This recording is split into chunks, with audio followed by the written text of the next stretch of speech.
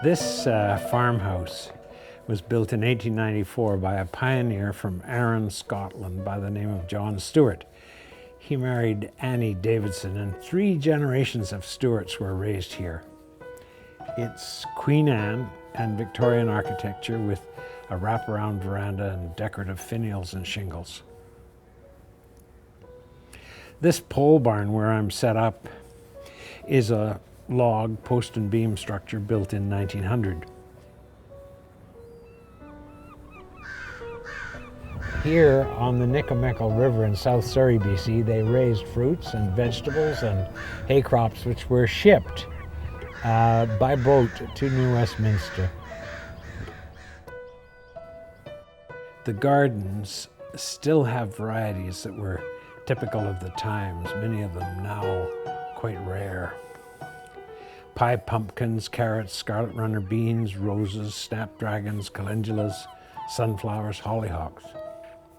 The orchard, it's pruned back right now, but just about ready to spring into leaf and bloom, features 27 varieties of heritage apples, plums, and pears. So the old farm home has a lot of history, a lot of spirit. And when I look at something like this, I try to say in my painting something about it beyond just its physical presence. Painting can be a kind of spiritual event. It's an act of making something from scratch, but it's also making a physical tribute, a sort of a visual prayer, honoring the gift of sight, the things that surround us, and the life we've been given.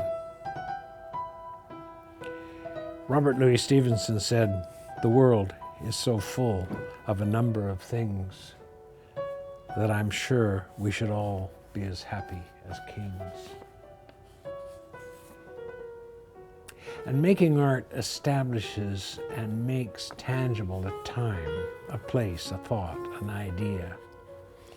In a way, it gives an opportunity to design your own world.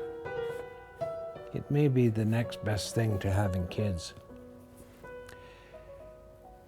At the same time, because painting is so easy to do and yet so difficult to do well, it encourages humility in the human soul.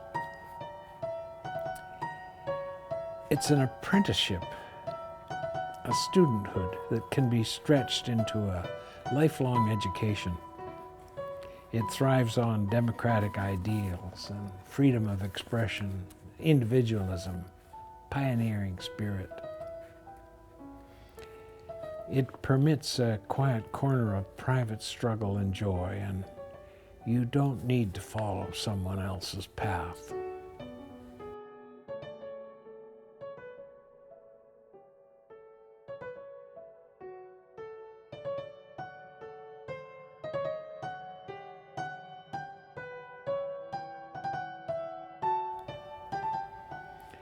Each new creative beginning is a confirmation of the simple truth of taking care.